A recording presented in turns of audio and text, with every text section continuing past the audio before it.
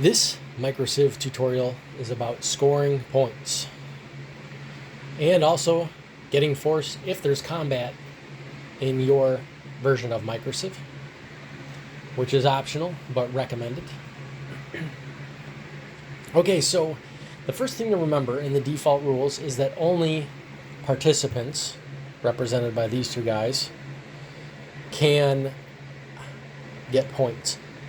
Now, keep in mind that we're talking about real people here. I'm just giving you a visual illustration here. So these are real people symbolized by chaturanga pieces.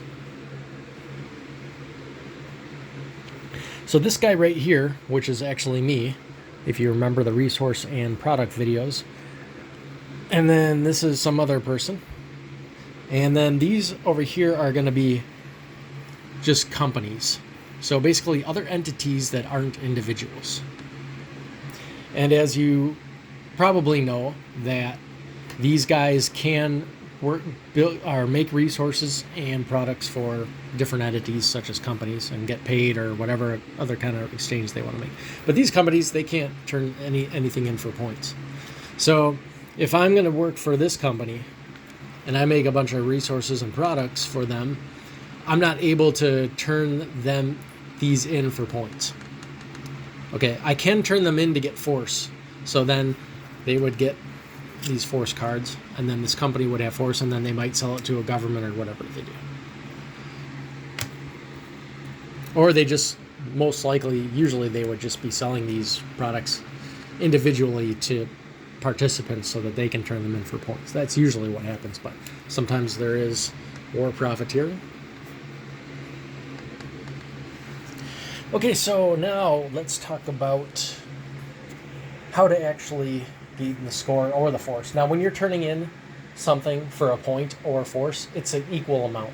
So the rules of the default rules, again, you can customize this however you want, but this is how I play. I just use the default rules. If you turn in someone's initials that's currently active in the game, or their opposite initials, we'll just go right up here for this, you get 1 point. If you turn in someone's name, full name, you get 1 point for each letter in their first name. Again, we don't use middle names for this. We don't use last names. We just use first names and initials. And then I also have there's other default rules. If you turn in one of each vowel, you get 25 points. And if you turn in the whole alphabet, you get 100 points. Unless you have a lot of players, that's a very difficult thing to do, and has never been done in my game yet. But if we ever get enough players, I'm sure it will happen here and there. Okay, so, let's see, where was I?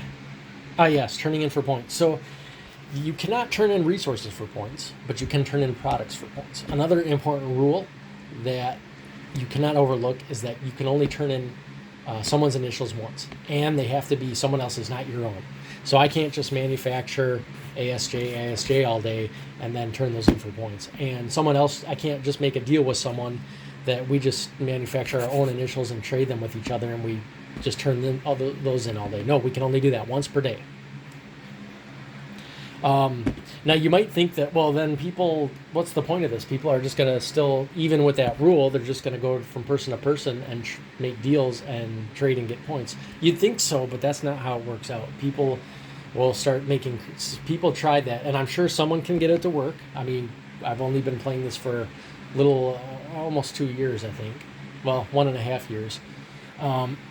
With this rule set, and no one's really accomplished that yet. I think someone could, but it would be very difficult, and it would not be a permanent solution. So this method of scoring is working quite well. So yes, just make sure that participants do not turn in their own name or initials or opposite initials. But anyone else, they can, and they have to be playing. So if there's someone else, say I have someone's initials AH here, and someone else has those initials but they're not playing, I can't turn it in. And you can only turn in products, not resources. Resources have to be converted to products. So this brings up just to show you a little bit of how that works. I mean, that's the basics of the scoring, but this is a very ideal situation too, so it's usually a lot more difficult to get trading in and get points, but it all just depends on the situation. So I'm over here. I have A products and H products. This guy right here, player 2, has L product, has some ZIR resources, and has ZQ products, one each. This company has M product. This company has B product, and this company has AR product. So this is somewhat ideal because there's already ways to score with this.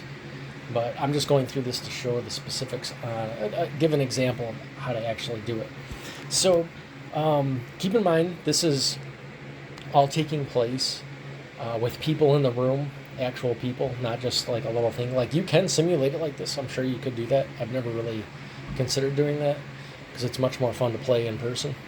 And there's many more dynamics going on too, as well as physical activities. But I won't get into that now. I'll make separate videos on all that.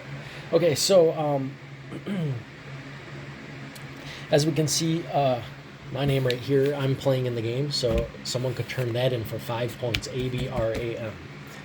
Now, how are they going to get all that is beyond me, because I can only manufacture these 6 products, so they're going to have to get that from other players. But we have this idealized situation where they're somehow, they probably traded or hired someone to manufacture goods and stuff for them.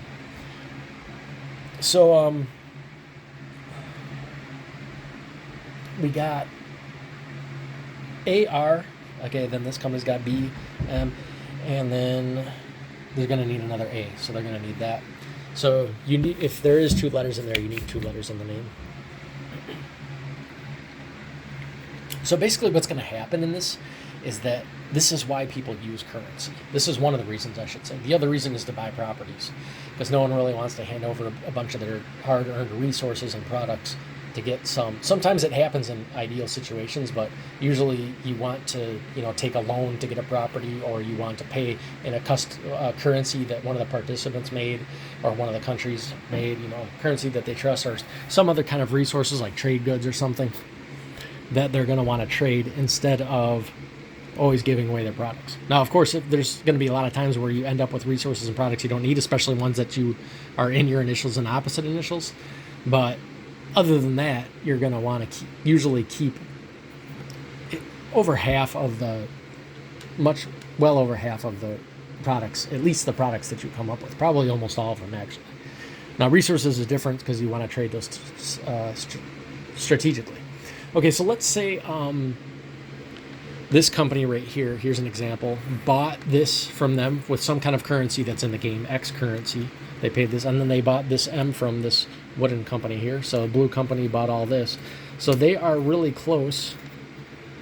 I'm sorry about my bad camera work. They are really close to getting my name. So they just need to convince me to sell them this.